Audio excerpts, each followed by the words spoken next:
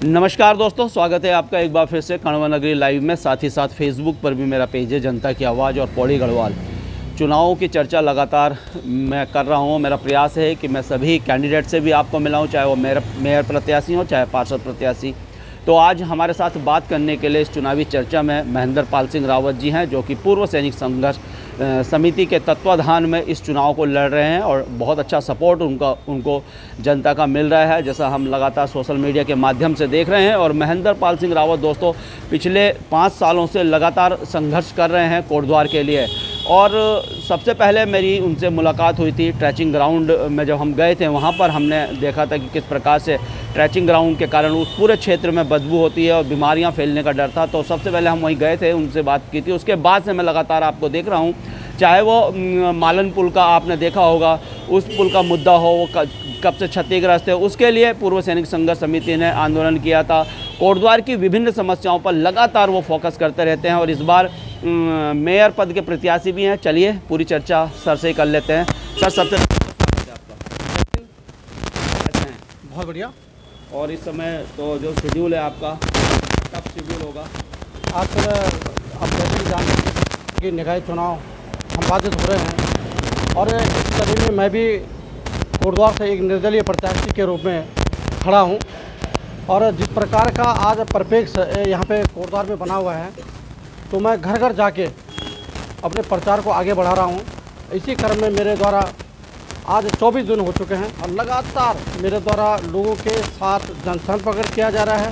लोगों की जो समस्या है उनको जानने का मैं प्रयास कर रहा हूँ।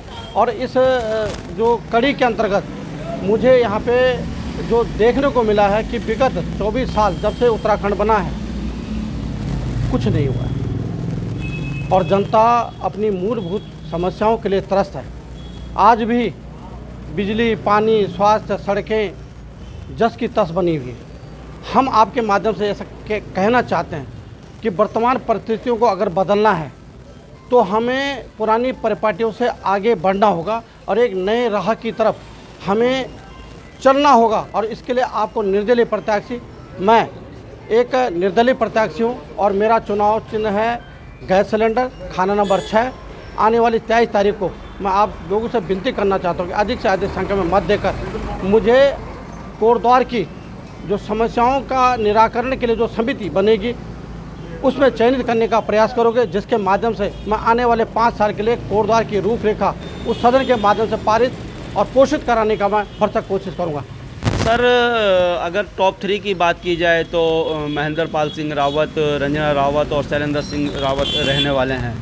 तो मैं ये भी जानना चाहूँगा, मेरे दर्शक भी ये जानना चाहेंगे कि दोनों जो प्रत्याशी हैं आपके साथ जो इस मेयर पद का चुनाव लड़ रहे हैं, शैलेंद्र सिंह रावत के बारे में थोड़ा सा बताइए। मुझे वर्तमान परिप्रेक्ष्य में मुझे यही कहना है कि आपने जनप्रतिनिधियों को अपने तराजू में तोला है। मुझे किसी के बारे में कहने की कोई आवश्यकता नहीं है, जनता जानती है। मैं यहाँ पे एक निर्दलीय प्रत्याशी के रूप में आपके सामने खड़ा हूँ और मैंने विगत 5 सालों में बहुत अभूतपूर्व प्रयास इस कोटद्वार की दिशा और दशा को सुधारने के लिए किए। मैंने शासन, प्रशासन और राज्य स्तर तक मैंने अनेक रैलियों, धरना प्रदर्शनों के माध्यम से यहाँ की समस्या को उठाने का प्रयास किया।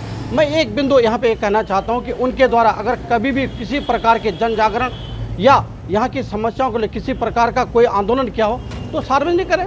जनता जानती है कि कौन व्यक्ति वर्तमान परिप्रेक्ष्य में सही दिशा में। तो सर, जैसे अभी हमने बात की कि शैलेंद्र रावत जी को वोट, जैसा आपने कहा कि किसी भी अगर उन्होंने संघर्ष किया हो, कोई आंदोलन में भाग लिया हो तो उनको जरूर वोट करना। वहीं आपके जो दूसरे जो विपक्ष में है रंजना रावत कांग्रेस से है, तो क्या कहेंगे कि देखिए आप अपने लिए वोट मांग रहे हो, वो अपने लिए वोट मांग रहे, और जो जनता देखेगी कि जो संघर्षशील होगा उसी को वोट करेगा, तो रंजना रावत को वोट क्यों नहीं करना, आपको क्यों करना है सर? इसके बारे में क्या कहेंगे? देखिए जी, वर्तमान परिप्रेक्ष्य से उनको अपने लिए वोट मांगने हैं, मेरा ये कोई विषय नहीं है। मेरा विषय सिर्फ और सिर्फ कोटद्वार के समग्र विकास के लिए आगे बढ़ने का जो मेरा एक उद्देश्य है और जो मेरा मूल मंत्र है कि जनता का शासन जनता के लिए, मैं उसके माध्यम से कोटद्वार की जनता से अपील करना चाहता हूँ कि आने वाली 23 तारीख को गैस सिलेंडर खाना नंबर 6 पर भारी बहुमत से अपने एक पूर्व सैनिक भाई को, जो कि आपको पारदर्शी सरकार देने में सक्षम होगा, उसको मत देने का प्रयास करें। सर, अगर बात करें, अभी आप भारतीय जनता पार्टी की बात कर रहे हैं तो एक बड़ी पार्टी है और इस समय उनके स्टार प्रचारक यहाँ पर कोटद्वार में हैं, और वन मंत्री सुबोध उनियाल जी एक बयान देते हैं कि कांग्रेस के पास कोई मर्द कैंडिडेट नहीं है। तो इस बयान को लेकर आपका क्या कहना है? मैं सिर्फ इतना कह सकता हूँ, ये उनकी सोच है, और सोच आज की नहीं, निरंतर ये सोचें बनती हुई आ रही हैं। और मैं इस परिप्रेक्ष्य में कहना चाहता हूँ कि हमें मातृशक्ति का सम्मान करना चाहिए। मातृशक्ति हमारी दुर्गा का रूप है, और जहाँ दुर्गा का रूप के लिए इस प्रकार की बातें अगर कही है तो मैं यही कहना चाहता हूँ कि उनकी ये बातें नहीं कहनी चाहिए। एक बात मैं ज़रूर कहूँगा कि वर्तमान परिप्रेक्ष्य में मातृशक्ति को बढ़ चढ़ कर आने वाली 23 तारीख को कोटद्वार के बदलाव के लिए, क्योंकि वर्तमान परिप्रेक्ष्य में हमने दोनों पार्टियों को बराबर देखा है, समझा है, और उनकी कार्यवृत्तियों को हमने धरातल पर होते हुए देखा है। लेकिन किस प्रकार का बदलाव कोटद्वार में संभव हो चुका है, ये आप खुद जानते हैं। कोटद्वार एक बीमारू शहर है, और इस बीमारू शहर को अगर कोई भी एक नेतृत्व आगे ले जा सकता है तो वो पूर्व सैनिक है। और क्यों पूर्व सैनिक है?